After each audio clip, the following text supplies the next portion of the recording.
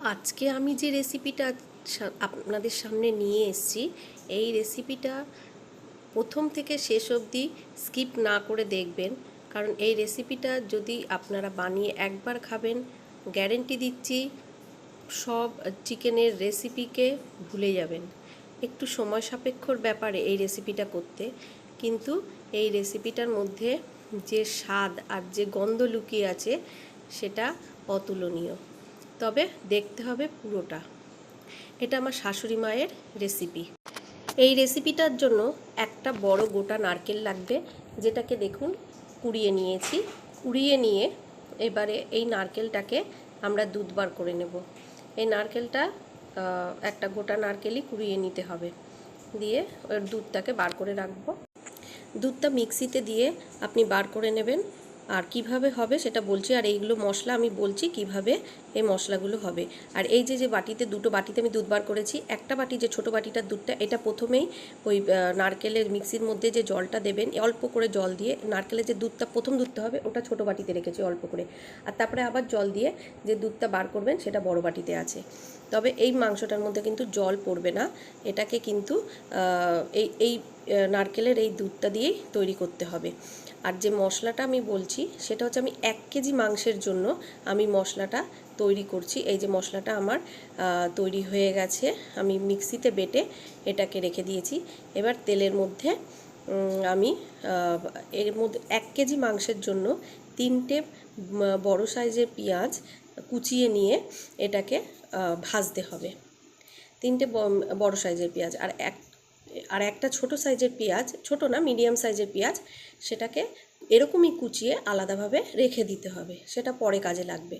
আর যেটা বলছিলাম, যে এক কেজি মাংসের জন্য, চিকেনের জন্য আমি নিয়ে নেব হচ্ছে 1 চামচ জিরে, গোটা জিরে, 1 চামচের একটু বেশি গোটা ধনে, আর 1 চামচ দেবেন পোস্ত, সবই 1 চামচ করে হবে। 8টা থেকে 9টা হবে রসুনের কোয়া, আর দেওয়া হবে গোলমরিচ কয়েকটা দানা, আর দেওয়া হবে 15টা মতো, মানে যে যেরকম ঝাল খায় সেরকম শুকনো লঙ্কা দিয়ে এই পেস্টটা, এই এতগুলো নিয়ে এই পেস্টটাকে তৈরি করতে হবে। আর এর মধ্যে পড়বে হচ্ছে গরম মশলাও খানিকটা দিতে হবে। এবারে দেখুন, এই যে মাংস দিয়ে দিয়েছি, মাংসটাকে ধুয়ে রেখে দিয়েছিলাম জল ঝরিয়ে, সেই মাংসটাই পেঁয়াজের মধ্যে দিয়েই ভালো করে একটু ভাজা করে নিতে হবে। একদম জোর আঁচ করে, আঁচটা আস্তে করলে হবে না, কিন্তু বারে বারে নাড়াতে হবে যাতে নিচে না লেগে যায়। আঁচটাকে জোর করে দিয়েই ভালো মতন একটু ভাজা ভাজা করে নিয়ে এর মধ্যে দিয়ে দেব এই মশলাটা, যে মশলাটা মিক্সিতে পেস্ট করে রেখেছি। ওই মশলার পেস্টটাকে দিয়ে এইবারে এটাকে এবারে মিডিয়াম করে দিতে হবে। মিডিয়াম আঁচ করে আপনি এই মশলাটাকে অনেকক্ষণ ধরে কষাতে হবে, যতক্ষণ না এর দেখুন কালারও চেঞ্জ হয়ে যাবে আর গন্ধ অসাধারণ একটা আসবে, আপনি বুঝতেই পারবেন।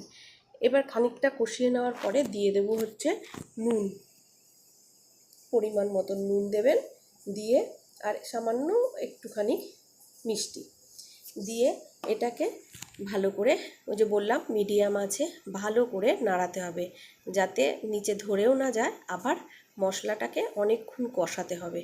কষিয়ে নিলে কি হবে দেখুন, এর গা থেকে আস্তে আস্তে তেল ছাড়তে শুরু করে দেবে, আর তেলও ছাড়বে, আর সঙ্গে সঙ্গে তখন দেখবেন একটা অপূর্ব সুন্দর একটা গন্ধ আসছে।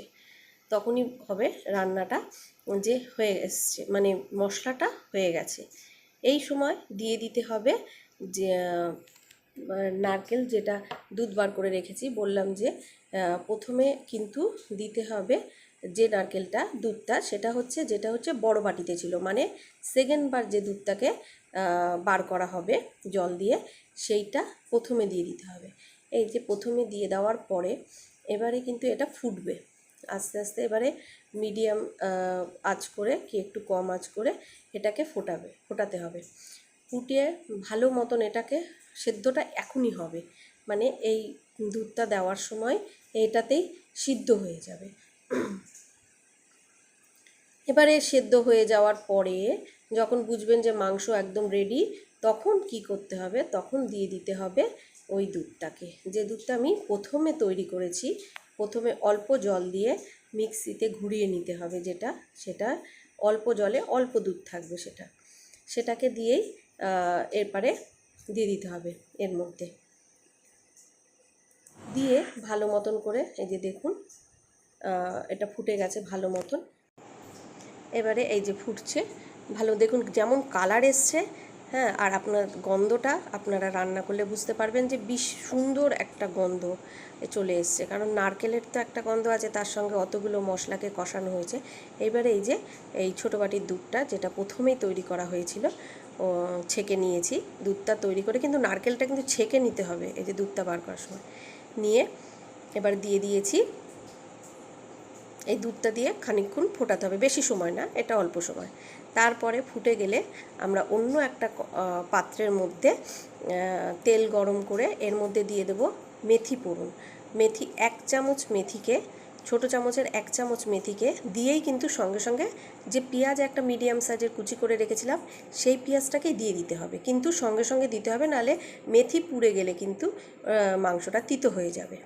ওই জন্য মেথিটা দিয়েই মানে আঁচটাকে সিম করে মেথিটা দিয়ে সঙ্গে সঙ্গে পেঁয়াজটা দিয়ে দিতে হবে। এবার পেঁয়াজটা দিয়েও ভালো করে একটু মানে লাল লাল করে পেঁয়াজটা কিন্তু ভাজতে হবে, ভেজে ওই মাংসটার মধ্যে ওই এই ইয়েটা দিয়ে দিতে হবে, মিশ্রণটাকে এর মধ্যে দিয়ে দিতে হবে।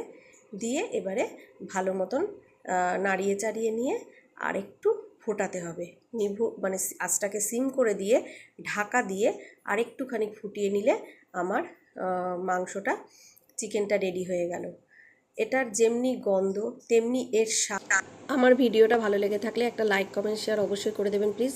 আপনারা যে যেখানে আছেন সাবধানে থাকবেন, সুস্থ থাকবেন, আর সত্যি কথা বলতে আপনাদের সঙ্গে একটু নিয়ে চলুন যাতে আমি আমার পথটাকে সুদৃঢ় করতে পারি।